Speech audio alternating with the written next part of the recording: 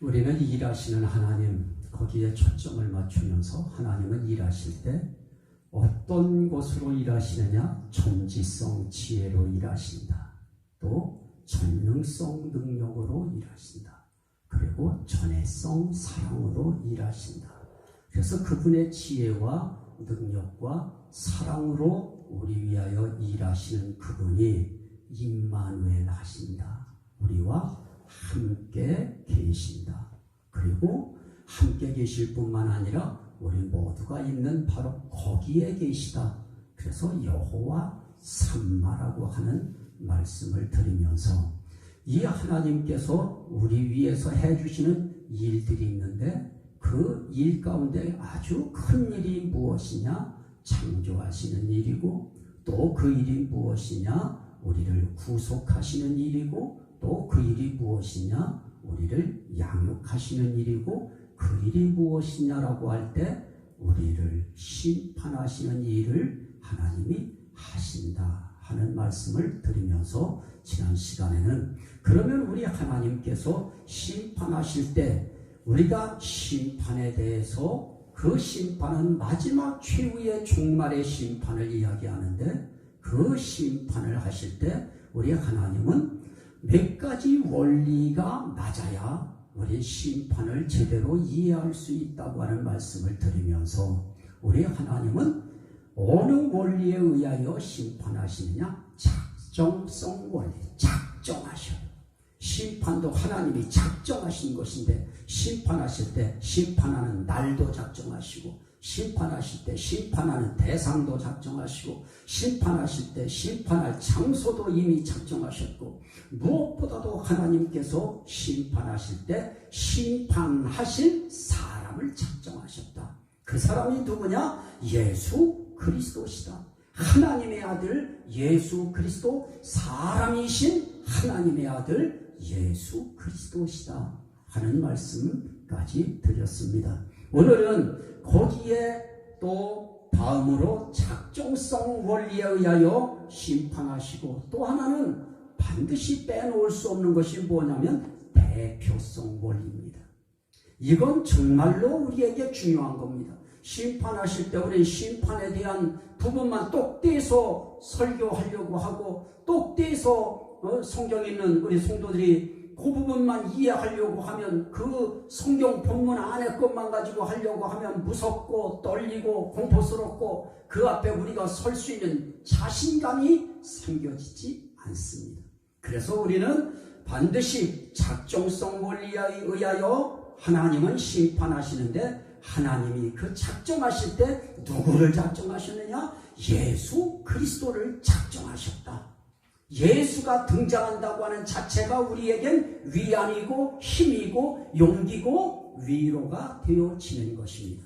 그런데 또 우리 하나님이 심판하실 때 어떤 원리에 의해서 하시느냐? 바로 대표성 원리에 의하여 심판하신다고 하는 말씀을 오늘 우리는 보려고 합니다. 그래서 오늘 우리가 읽은 말씀 가운데 한 범죄로 많은 사람이 정죄에 이른 것 같이, 그래서 이 아담 한 사람의 범죄로 많은 사람들이 정죄에 이르렀습니다. 정죄가 뭡니까? 내가 죄에 졌다 하고 죄를 정해버리는 것입니다. 너는 죄인이다 하고 아예 선언을 해버리는 것입니다. 이렇게 많은 사람이 아담 한 사람의 한 범죄로 인하여 우리 모두가 다 정죄에 이르렀습니다.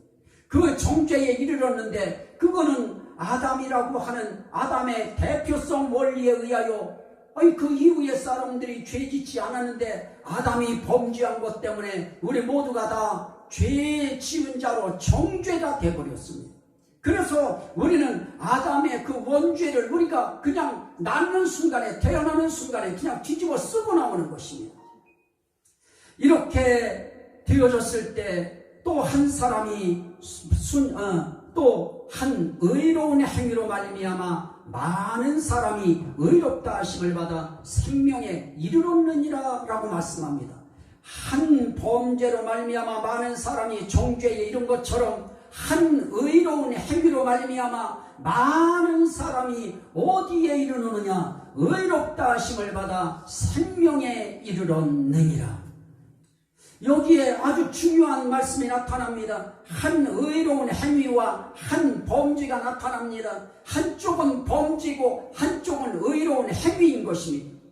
그러면 그 의로운 행위와 한 범죄가 대체 어떤 것인가 라고 이야기할 때 거기에 대한 해석이 19절 말씀에 있습니다.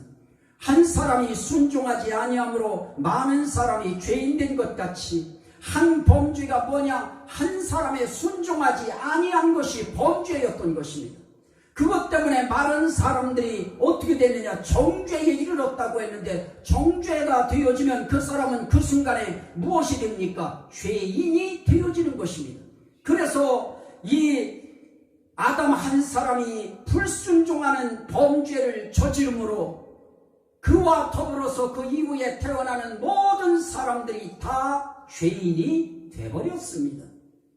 그런데 거기에 비해서 또 하나의 대표성 원리가 뭐냐고 하면 한 사람이 죄인 되었지만 순종하지 아니함으로 많은 사람이 죄인이 되었지만 한 사람이 순종하심으로 많은 사람이 의인이 되리라 그럽니다.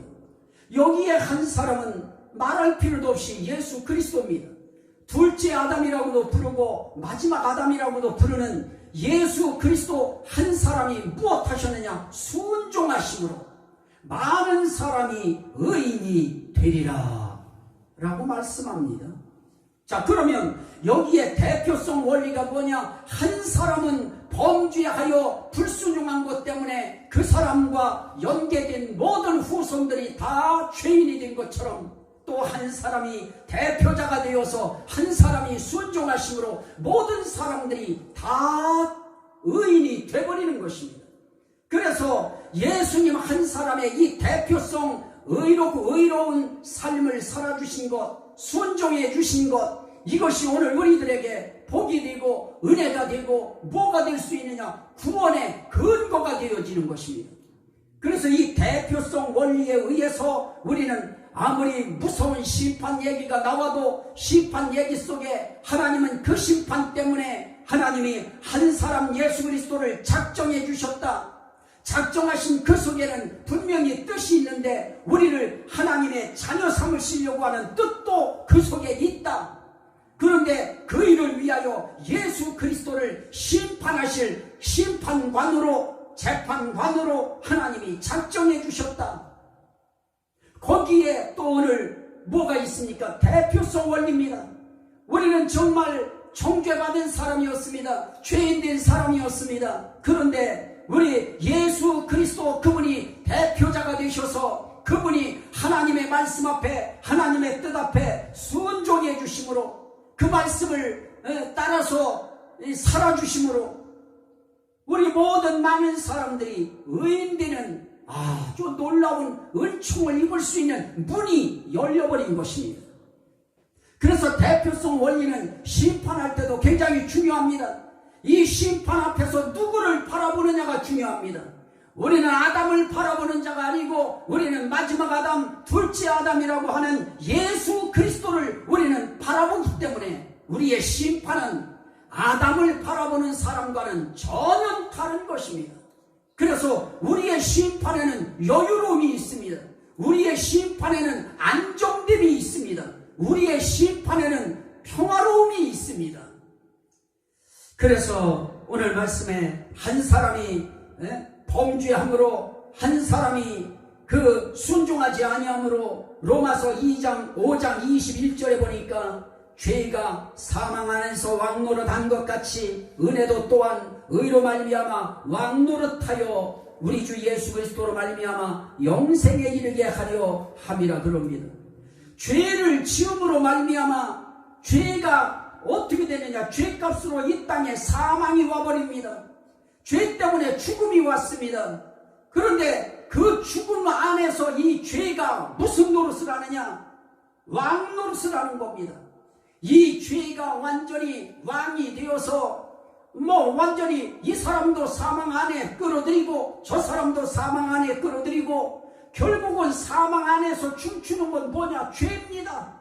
죄 때문에 죄의 값으로 사망이 와진 것이고 죽음이 와진 것이기 때문에 이 죄가 이 죽음 안에서 사망 안에서 왕노릇하고 있는 것입니다.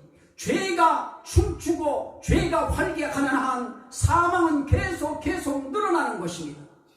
저 바이러스라고 하는 이 코로나 바이러스가 생겨버리니까 그 바이러스가 사람들을 죽음으로 끌고 가고 공포로 끌고 가는데 이 바이러스가 들어가가지고 그걸 저항해내지 못하고 이겨내지 못하는 사람들은 죽음 속에 빠지는 것입니다. 그렇지 아니한 사람들은 모두가 다 두려움 속에 빠지고 불안함 속에 빠지고 공포감에 빠질 수밖에 없는 것입니다. 그러므로 그 죽음 안에서 또 죄하 공포 안에서는 뭐가 왕노릇하느냐? 오늘 이 시대에 코로나19가 왕노릇하고 있는 것입니다.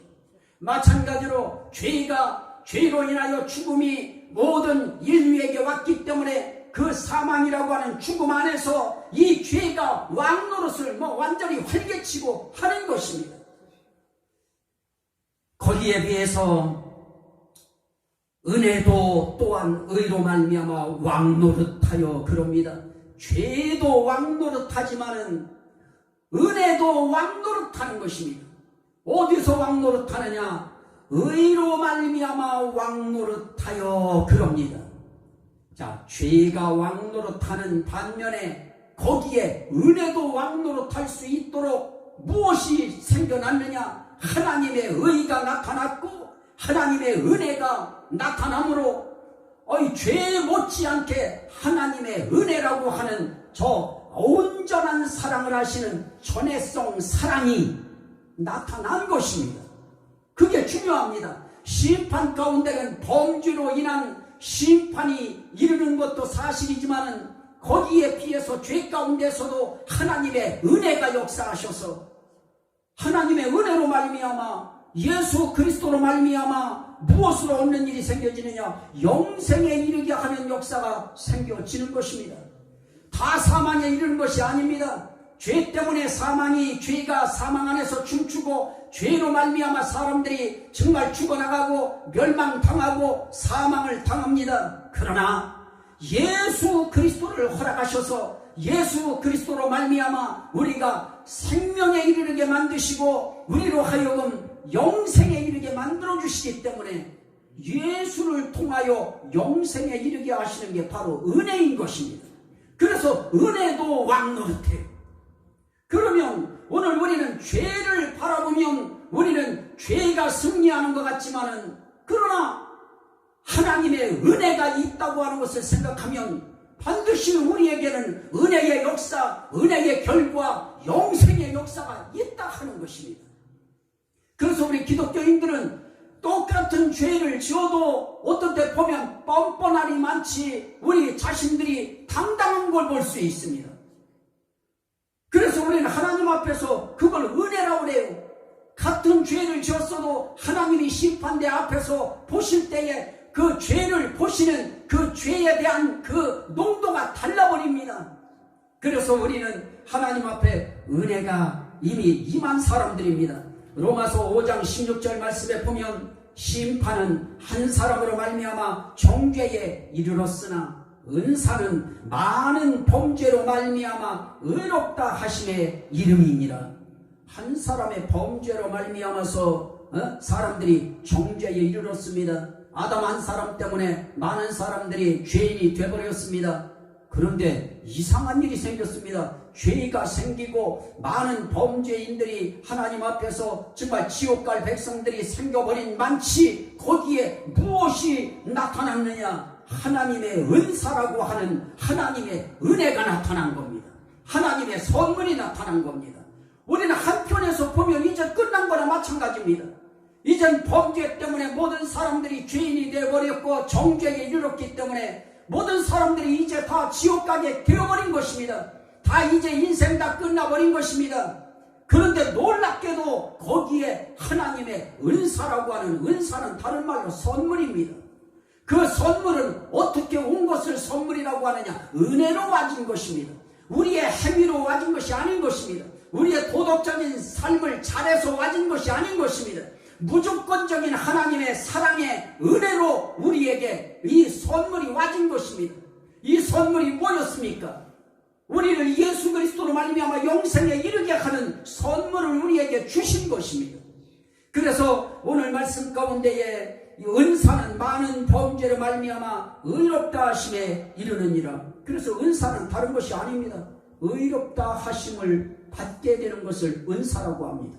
우리는 정죄받은 사람, 죄인이 되어버린 사람이 의인 된다고 하는 것, 이건 스스로 자신 스스로는 아무도 할 수 없습니다.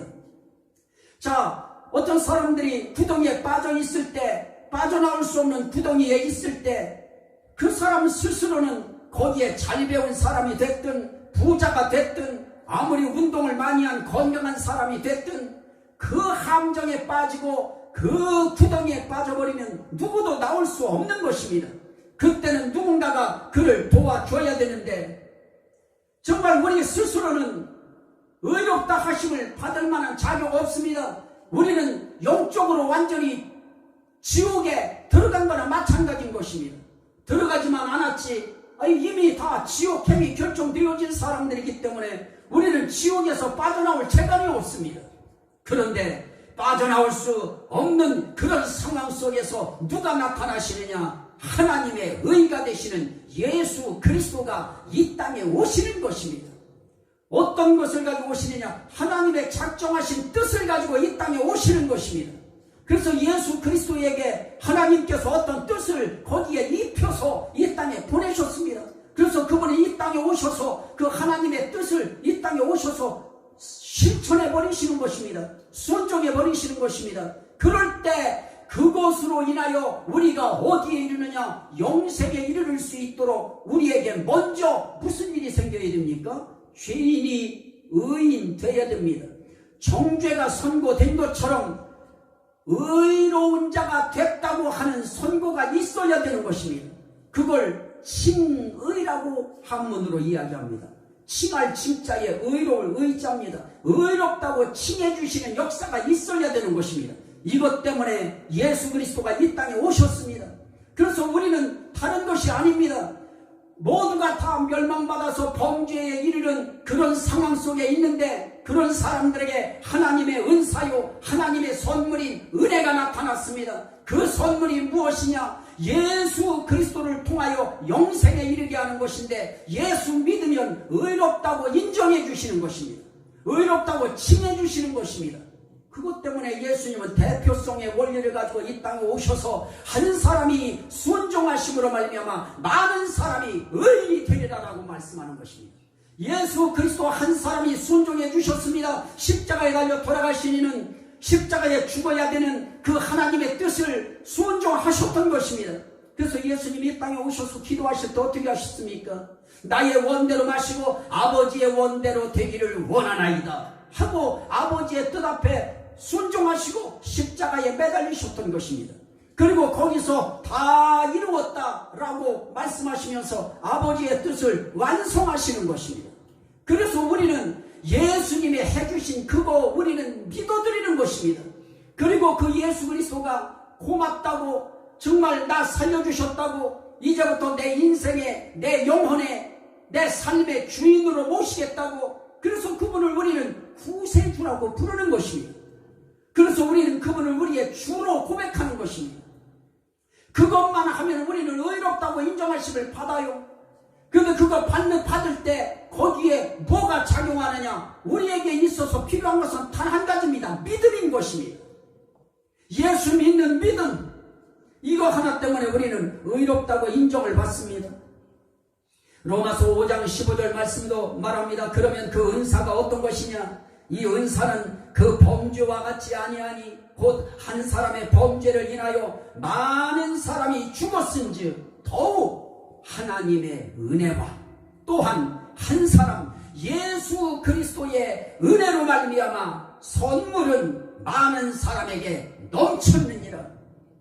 한 사람의 범죄 때문에 많은 사람이 정죄에 이르는 그 반면에 어떤 역사가 또 한편에 일어나고 있느냐? 하나님의 은혜가 나타났습니다. 거기에 예수 그리스도의 은혜가 임함으로 말미암아 우리에게 뭐가 와닿느냐? 믿으면 의롭게 된다고 하는 선물이 우리에게 주어진 것입니다. 그 선물이 많은 사람들에게 넘쳐나게 선물이 주어졌습니다. 다시 말하면 예수 그리스도를 통하여 우리에게 와지는 효과, 우리에게 와지는 효력, 이것은 넘쳐난다는 것입니다. 그래서 예수님이 우리 위해서 해주신 일은 너무너무 충만해요. 너무너무 풍성한 은혜로 와진 것입니다. 그걸 받아들이기만 하면 누구든지 원하는 사람들은 그 넘쳐나는 하나님의 은사, 하나님의 은혜의 선물, 이 영생을 다 받을 수 있는 것입니다. 그런데 이 주님께서 우리 위해서 이 대표성 원리를 가지고 일하실 때 거기에 아주 중요한 한 가지가 있는데 그게 뭐냐고 하면 중보자라고 하는 것입니다. 중보자라고 하는 이 원리가 정말 우리 심판에서 우리로 하여금 정말 살았다 하고 정말 기쁜 한숨을 토해낼 수 있도록 중보자가 우리에게 주어진 것입니다. 디모데전서 2장 5절 말씀에 보면 하나님은 한 분이시요 또 하나님과 사람 사이의 중보자도 한 분이시니 곧 사람이신 그리스도 예수라. 그가 모든 사람을 위하여 자기를 대속물로 주셨으니. 대속물이 무엇입니까? 예를 들어서 노예를 이제 건져내려고 할 때는 그 노예가 치러야 될 그 모든 것에 대한 것을 대신 치러주는 것입니다. 돈이면 돈을 치러주는 것이고 물품이면 물품을 대신 치러주시는 것입니다. 그리고 또 한 사람을 죄에서 빼내오고 옥에서 빼내오기 위해서 필요한 것이 있다고 하면 대속물인 것입니다. 오늘날 그 법원에서도 그런 걸 결정내주잖아요. 보석금이라고. 돈을 얼마를 집어넣으면은 그러면 그거에 대해서 그게 보증이 되어가지고 그 사람을 내주는 것입니다. 그런 것처럼 우리에게는 하나님이 우리의 보석금이 되어주신 것입니다. 그분이 우리의 대속물이 되어주신 것입니다. 대속물이 되신 그분이 우리를 위하여 무엇을 하느냐? 중보자가 되어주시는 것입니다. 중보자가 무엇입니까? 하나님과 사람 사이에 중재 역할을 하시는 것입니다. 그래서 하나님 앞에 사람이 죄를 지었을 때 중재 역할을 잘 해가지고 하나님 앞에 이 사람이 진노를 당하지 않도록 중재 역할을 잘 해서 하나님 마음도 풀어드리고 이 사람도 죄에서 용서받을 수 있도록 중재 역할을 하는 사람을 중보자라고 이야기합니다. 그 중보자를 예수님이 해주시는 것입니다. 이건 이미 결정되어진 것입니다. 이건 작정된 것입니다. 그런데 그분이 중보자 된 그분이 어떻다고 했습니까? 모든 사람을 위하여 자기를 대속물로 주셨으니 그럽니다. 여기에 심판이 우리에게 무서운 심판이냐라고 할 때 아니다 하는 답이 나오는 것입니다. 그분이 대속물로 자기를 주신 분이 대속물로 많은 사람들을 위하여, 그 많은 사람이 어떤 사람입니까? 자기를 믿게 되어질 많은 사람이고 자기를 믿고 있는 많은 사람이고 앞으로 또 자신을 믿게 되어질 많은 사람을 위하여 자기를 대신 대속물로 주신 것입니다. 그 많은 사람들을 위한 대속물입니다. 저와 여러분들을 위한 대속물입니다. 그렇기 때문에 우린 그분 때문에 무엇을 얻을 수 있느냐? 우린 구원받을 수 있는 길이 열려버렸습니다. 제가 심판에 대해서 이야기하려고 하는 어떤 얼개와 틀을 가만히 생각하시면 됩니다. 우리는 심판받을 때 대표성 원리가 있기 때문에 우리 죄 문제, 죄가 있습니다. 분명히 확실합니다. 그러면 죄진 사람은 하나님 앞에 혼날 수밖에 없습니다. 꾸중받을 수밖에 없습니다. 그런데 그 꾸중은 다른 꾸중이 아니고 지옥 가는 꾸중이었습니다. 처음에는. 그런데 이제 대표성 원리에 의하여 그 사람이 그 예수 그리스도가 우리를 위하여 순종하심으로 많은 사람이 의인되게 하는 그 원리에 의하여 그 많은 사람을 위하여 대속물이 되심으로 말미암아 그 많은 사람 속에 포함된 우리 믿는 사람들이 그분 때문에 의인이 되어지는 것입니다. 칭의를 받게 되어지는 것입니다. 이런 것을 생각하면 오늘 우리의 심판, 아무리 백보자 심판이 무섭고 두렵고 떨리는 심판이 되었던 그 어떤 제1심판, 제2심판 뭐 이런 심판들만 나누려면 나누라고 하세요.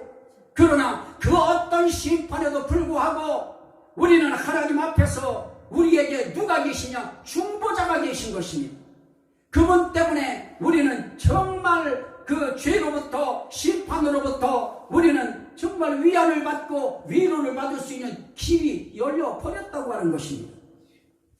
그러면 이 중보자가 무엇하는 자냐라고 할 때 요한일서 2장 1절 2절 말씀에 보면 만일 누가 죄를 범하면 아버지 앞에서 우리에게 대언자가 있으니 곧 의로우신 예수 그리스도라라고 말씀합니다.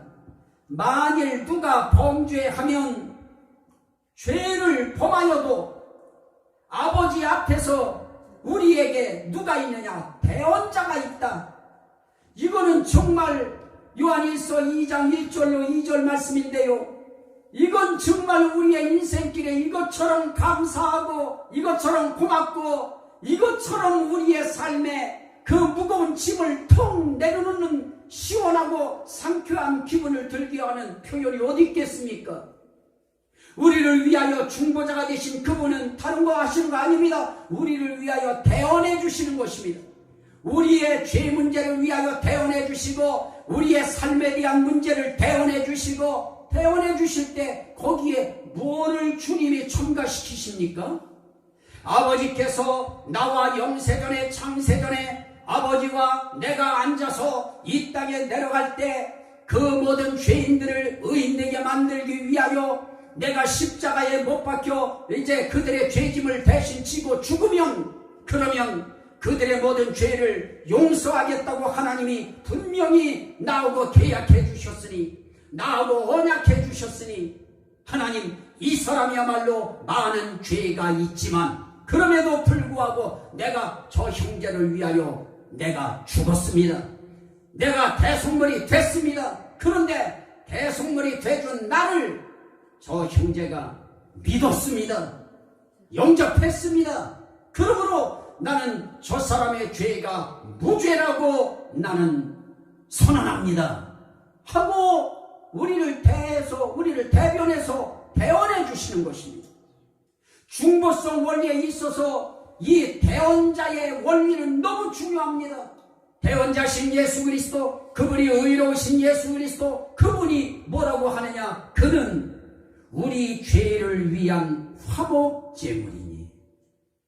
참 감사하지 않습니까?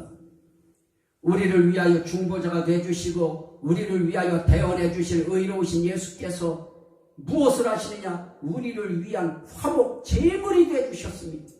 하나님과 우리 사이에 막혀져 있던 텀을 헐어주시고 원수되었던 관계를 화목한 관계로 만들어주신 그분이 그걸 위하여 이 땅의 십자가에 달려서 화목제물이 되어주신 것입니다. 화목제물이 되신 그분이 우리를 위하여 대언해 주시는 것입니다.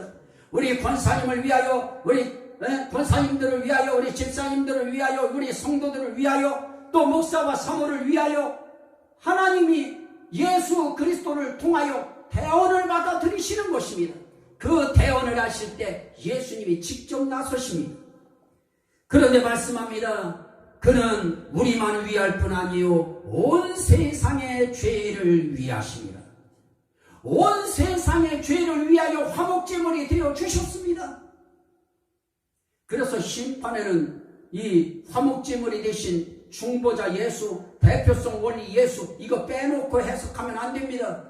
우리는 분명히 심판이 있다고 하는 거 맞습니다. 두려운 심판입니다. 무서운 심판입니다. 맹렬한 심판입니다. 숨도 제대로 쉴 수 없는 그런 심판일 것입니다. 그러나 그 속에서 우리가 두려워하지 않을 이유는 무엇입니까? 너희가 또한 범죄하였을지라도 하나님 앞에 너희에게 대언자가 있으니 곧 의로우신 예수 그리스도시라. 그가 너희를 위하여 대속제물이 될 뿐만 아니라 너희를 위하여 또 하나님 앞에서 화목제물이 되었고 그것은 너희뿐만 아니라 온 세상의 죄를 위하여 그렇게 제물이 되신 것이다. 온 세상의 죄를 위하여 제물이 되신 그분이 바로 너를 위하여 대언하실 것이다. 너를 위하여 하나님 앞에 중보를 서실 것이다. 감사한 일인 것입니다. 그리고 대언하시는 것으로 끝나지 않습니다. 그분의 사역은 로마서 8장 34절 말씀에 보니까 누가 정죄하리요? 죽으실 뿐만 아니라 다시 살아나신 이는 그리스도 예수시니 그는 하나님 우편에 계신 자요 우리를 위하여 간구하시는 자시니라 그러십니다. 정말 우리를 위하여 간구하시는 분이 있습니다. 죽으실 뿐만 아니라 다시 살아나신 예수 그리스도, 살으실 뿐만 아니라 승천하신 예수, 승천하실 뿐만 아니라 우리의 대제사장으로서, 우리의 중보자로서, 우리의 대언자로서 또 우리를 위하여 간구하시는 것입니다. 그분의 대언하시는 것만 해도, 중보하시는 것만 해도 우리는 정말 의인이라 칭함받기에 부족함이 없을 수밖에 없지만은 그분이 우리 위하여 항상 기도까지 해주십니다. 그것도 간구입니다. 간절히 구하시는 것입니다. 그래서 우리는 이 중보자 되시고 대언자 되시고 간구자 되시는 이 중보자가 무엇을 해주시느냐? 이 땅에 오셔서 아주 중요한 큰 두 가지를 해주셨습니다. 하나는 영원한 대제사장이 되신 것입니다. 히브리서 6장 20절 말씀에 보면 그리로 앞서가신 예수께서 멜기세덱의 반차를 따라 영원히 대제사장이 되어 우리를 위하여 들어가셨느니라. 어디로 들어가시느냐? 휘장 안 성소, 참 하늘이신 하늘 지성소로, 천국으로 예수 그리스도께서 들어가신 것입니다. 무엇이 되어서 들어가셨습니까? 영원히 대제사장이 되어서 들어가셨습니다. 대제사장이 뭡니까? 1년에 한 번씩 범죄한 백성들의 모든 죄를 한 번에 하나님 앞에 중재를 서서 백성들의 죄와 자신의 죄를 용서받기 위해서 한 번에 하나님 앞에 서서 단판 짓는 자가 대제사장인 것입니다. 이 대제사장이신 분이 하늘나라에 들어가실 때 그냥 들어가시는 것이 아니고 승천하셔서 하늘에 올라가셔서 영원한 대제사장이 되어 주신 것입니다. 그러면서 거기에 또 다른 것이 중요합니다. 우리를 위하여 들어가셨느니라. 우리 위하여 들어가신 것입니다. 저와 여러분들을 위하여 들어가신 것입니다. 저와 여러분들을 위하여 영원한 대제사장이 되시는 것입니다. 히브리서 7장 24절 말씀에 보니까 예수는 영원히 계심으로 그 제사장 직분이 갈리지 아니하느니라. 그러므로 자기를 힘입어 하나님께 나아가는 자들을 온전히 구원하실 수 있으니 이는 그가 항상 살아계셔서 그들을 위하여 간구하심이니라. 자, 오늘 우리를 위하여 정말 하나님 나라에 올라가셔서 우리를 위하여 기도하시는 그분이 우리를 온전히 구원하실 수 있는 근거가 뭔가? 우리 위하여 기도하신다는 것입니다. 그런데 그분의 직분은 영원히 갈리지 않습니다.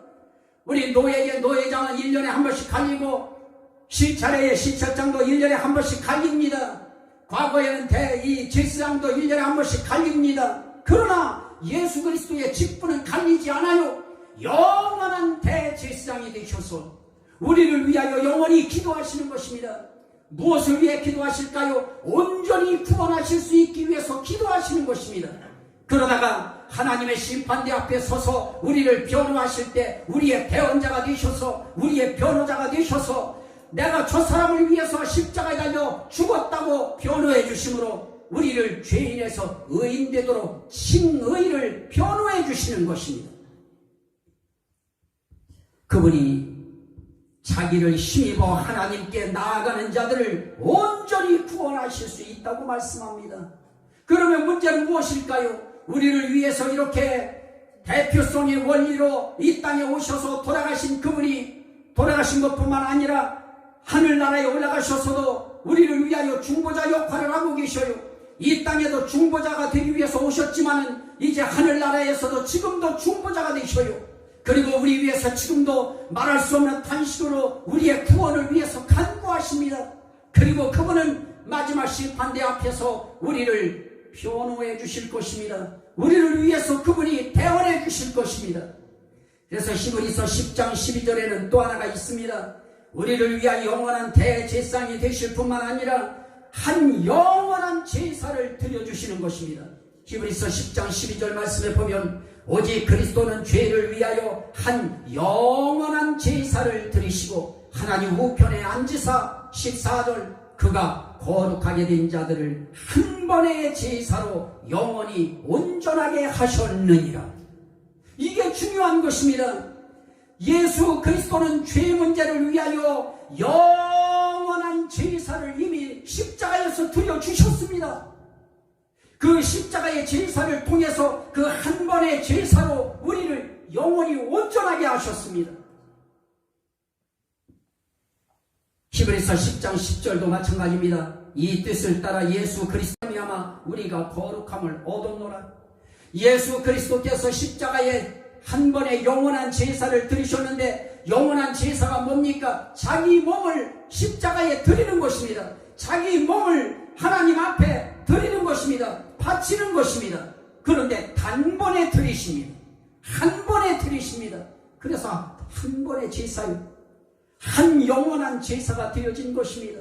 그 제사 통해서 그 피로 영원한 속죄를 이루사 그러십니다. 그분의 한 번 드린 십자가에서 흘린 피가 영원한 속죄를 이루어 주시는 것입니다. 우리 신앙에 있어서, 우리 구원 문제에 있어서 심판 문제 두려워하지 마세요. 예수의 십자가의 피가 그를 믿는 자들의 그 모든 죄를 영원한 속죄를 이루신 것입니다. 이게 우리의 가슴속에 믿음으로 들어와야 됩니다. 이 신앙이 들어와야 됩니다. 예수님은 나 때문에 십자가에 달려 돌아가실 때 그 피를 흘리심으로 말미암아 그 피로 영원한 속죄를 이루셨다. 속죄가 무엇입니까? 죄사함입니다. 영원히 죄사함의 역사를 이루어 주신 것입니다. 그래서 히브리서 9장 12절에 오직 자기의 피로 영원한 속죄를 이루사 단번에 성소에 들어가셨느니라 말씀합니다. 그분이 말씀합니다. 이와 같이 그리스도도 히브리서 9장 28절에 보니까 사람의 많은 죄를 담당하사 단번에 들이신 바 되었고 구원에 이르게 하기 위하여 죄와 상관없이 자기를 바라는 자들에게 두 번째 나타나시리라 그럽니다. 아니, 죄의 문제에 있어도 상관없어요. 죄와 상관없이 자기를 바라는 자들에게 다시 한번 이 땅에 오시겠다는 것입니다. 우리를 데리러 오시겠다는 것입니다. 우리를 데리러 오신다고 하는 것은 우리를 새 생명 주셔서 우리를 새로운 부활체로 만드시겠다고 오시겠다는 것입니다. 그래서 우리가 심판할지라도 우린 영원한 속죄를 그분이 담당해 주셨기 때문에, 우리 죄를 대속하여 대속물이 되어 주셨기 때문에, 우리를 위하여 우리가 치러야 될 속전이 되어 주셨기 때문에, 우리가 치러야 될 속량물이 되셨기 때문에 우리는 그 예수 그리스도에 대해서 하나만 하면 됩니다. 그분이 내 죄 위하여 이 땅에 오셨습니다. 아버지의 뜻을 따라 자기 몸을 단번에 들이심으로 우리를 온전하게 해 주셨습니다. 거룩하게 해 주셨습니다. 영생에 이르게 해 주셨습니다. 의인되게 해 주셨습니다. 이것만 우리가 믿어드리면 되는 것입니다. 그래서 그분이 우리를 위하여 살 길을 열어주셨습니다. 하늘 성소를 열어주셨습니다. 그러므로 그분이 우리 위해서 길을 열어주셨어요. 그러므로 우리가 할 수 있는 것이 무엇입니까? 때를 따라 돕는 은혜를 얻기 위하여 은혜의 보좌 앞에 담대히 나아갈지니라 그럽니다. 이제 오늘 이 시대에 우리는 이 은혜, 때를 따라 돕는 은혜가 있어요. 우리에게 죄사함을 줬다고 하는 것을 오늘 말씀을 통해서 또 깨달을 수 있는 시간을 우리에게 주었어요. 이런 시간을 통해서 우리는 은혜의 보좌인 하나님 앞에 이렇게 나와서 우리는 하나님 앞에서 은혜를 받는 것입니다. 너희들이 어떤 죄가 있어도 죄와 상관없이 두 번째 내가 나타날 것이다. 내가 내려갈 것이다.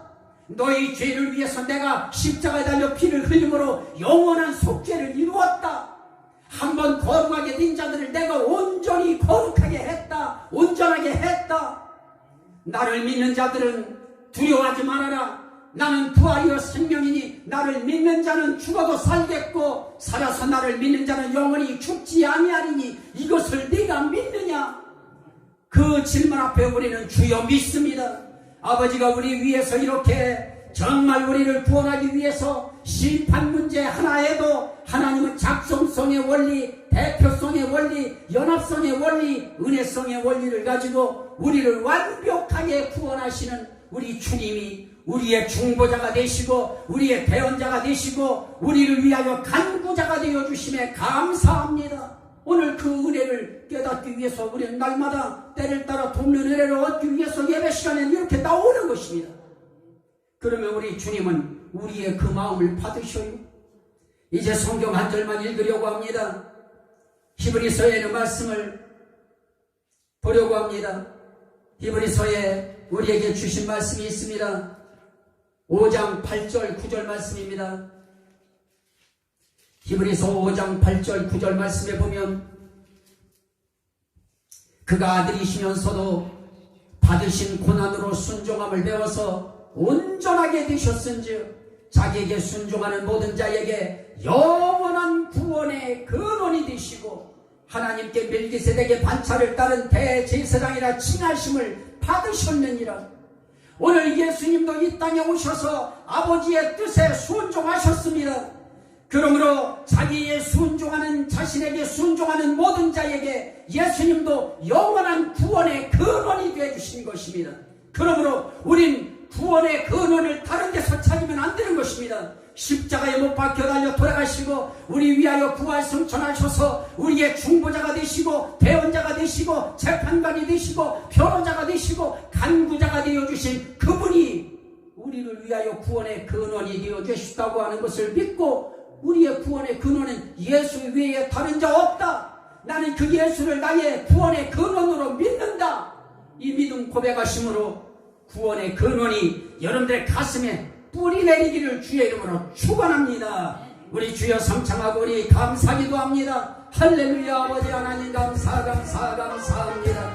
오늘 이 시간에도 주의 성령께서